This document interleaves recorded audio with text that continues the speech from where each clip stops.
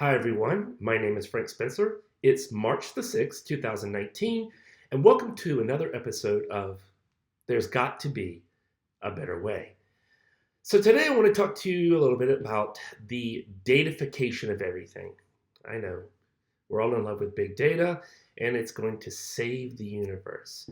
Um, I find that actually sort of humorous because we're living in a day and age when we're fascinated with machine learning and artificial intelligence and TV shows and magazine articles and books by the hundreds, by the thousands are being written about the advancements of artificial intelligence and how it's going to make our life easier and more efficient, and it's going to solve big standing, long standing problems, big world problems, and grand challenges. And yet, at the same time, we're talking about how we as humans can become more connected, more authentic, more creative. And there would be those, of course, that would say that, well, those two go hand in hand because AI and machine learning is going to take all of these menial tasks away from us and it's going to eliminate those menial jobs, but it's going to create new opportunities for us as humans to evolve in our purpose and in our ability to be more human, to reconnect with our humanity. Right now, we're struggling with being inundated and immersed into our technology. Many think that we're losing our humanity. Yada yada yada.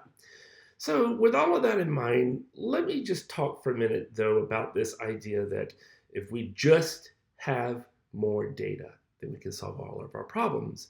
In reality, life moves from a state of quantified or quantification to a state of qualified or qualification. What do I mean by that? Well, when things evolve and they mature, they tend to become more qualitative.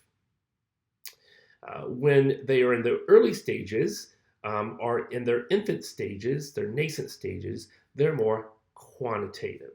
And so we can see this in natural systems and biology. We see it in thought processes. We see it in mathematics. We see it in so many different things. And yet we are still fascinated with this idea that quantifying everything, our thoughts, our actions, our values, the how, the what, the why of what we do is going to solve all of our problems. Really interesting. I've seen some people lately saying that even our field, my field of strategic foresight, should probably be quantified and given over to artificial intelligence. As a matter of fact, not probably should be, it will be. Frank, I get asked all the time, what's going to happen to your job as a foresight professional, as a futurist? AI is going to be able to predict everything, to find all these patterns, and to do away with your job completely. And so that's a fair, assessment.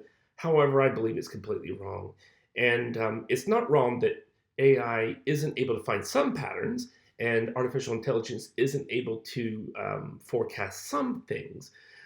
But remember that data is about history and about the past. Now, it may have been the immediate past, but if you have a piece of data, it's really about the past. And so the idea that we can have data about the near, mid, and especially long term future. And if you've been listening to me for any period of time, you know that I'm not talking about predicting the future. I'm talking about being able to see what's unfolding, what's emerging, and we're going to talk about that in just a second, and then being able to pull that emergence back to today and create more adaptive, resilient, transformative futures. I found a great quote today, and as a matter of fact, it's one of the reasons I'm reflecting on this, and then I'll talk briefly about something else that, a little conversation that we had on LinkedIn.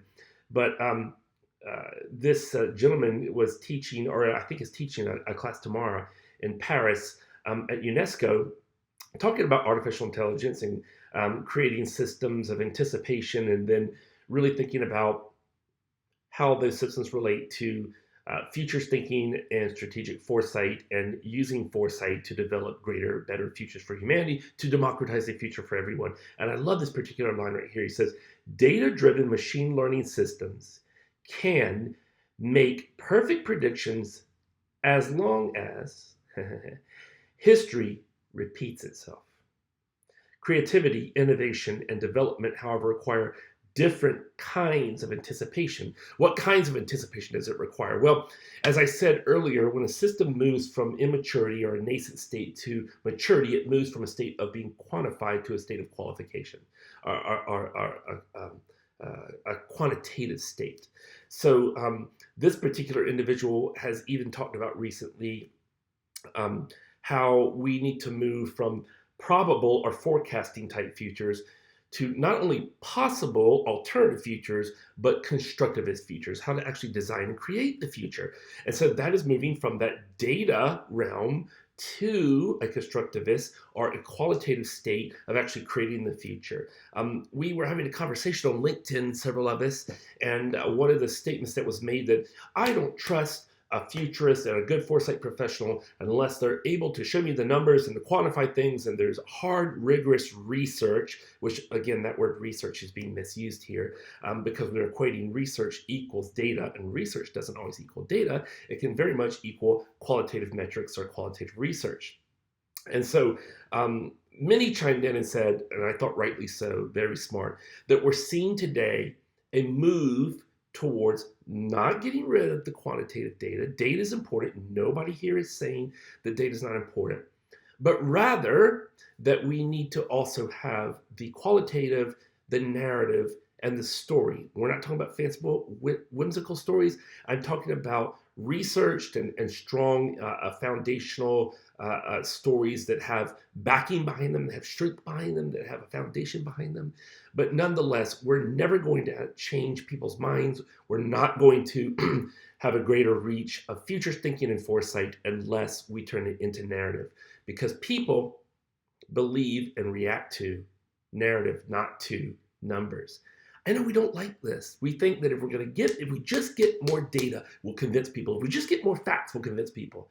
And you and I both know that right now we're in a time basically that's post-factual.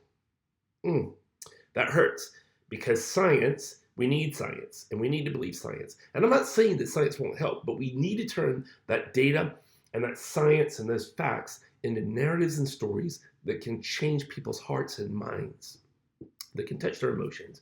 And so, and again, I don't believe these stories are fanciful. They're based on the data. They're based on science. They're based on facts. They're based on rigorous research. But it's that moving from the quantitative state to the qualitative state. We need to move from probable foresight to constructivist foresight. We need to be able to construct and create the future. That's very important. As a matter of fact, when we think about a lot of the theories today that are gaining traction, a lot of the approaches that are gaining traction, for instance, not big data, but thick data, putting emotional stories to our data, or as Nora Bateson says at the International Bateson Institute, warm data. We need to be able to see all of the elements, not take them apart, not deconstruct them and gather data around a certain element, but to pull from sociological ideas and human ideas and ethnography and anthropology and numbers and events and see how they converge together. And it's at the convergence of those things, transdisciplinary approaches, that we see the answers to our big world problems, to our grand challenges, and to the simple problems that you deal with every day.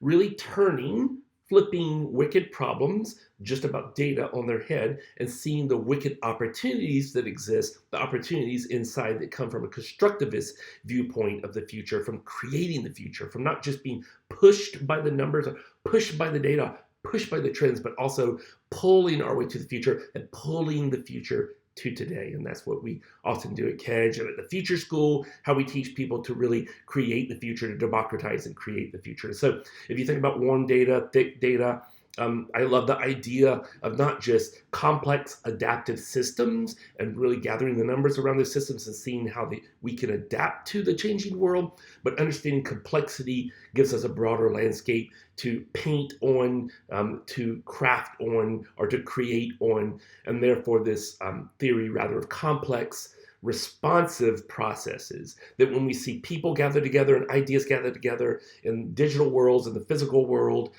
in peer-to-peer learning, and all of the systems that we have going on today, and when they come together and they mesh together and converge, is those sweet spots that appear in the middle. 1 + 1 does not equal 2. And that's emergence theory. Complexity leads us to emergence. And emergence isn't only just random? Because as things emerge, we can work together with that emergence. That's what a foresight allows us to do, to find out how things are emerging. What is the pattern recognition, sense making, to find out what's emerging, leverage that emergence, and to create the future in constructivist kind of ways. I hope this was helpful to you. I'm going to talk about this even more because we're going to go further into that maybe on the next episode and talk about how to build those positive stories, building stories that motivate people, motivate groups, motivate society, motivate people who are scared right now and turning to fear systems and closed systems and systems that are locking us away by countries and by people and by groups and by tribes, and rather opening the future so that we can work together, not responding to fear, but responding to stories or narratives that motivate us because they give us bright hope for the future. That's constructivist futures rather than just probable futures or big data or AI systems. That will not solve our problems. We have to move to qualitative systems. And you cannot build AI on qualitative, emerging systems that are responsive rather than just being adaptive. Thanks a lot. I'll see you on the next episode of There's Got to Be a Better Way. Make sure that you subscribe. If you do, you'll always know when we post a new video. Thanks. See you soon.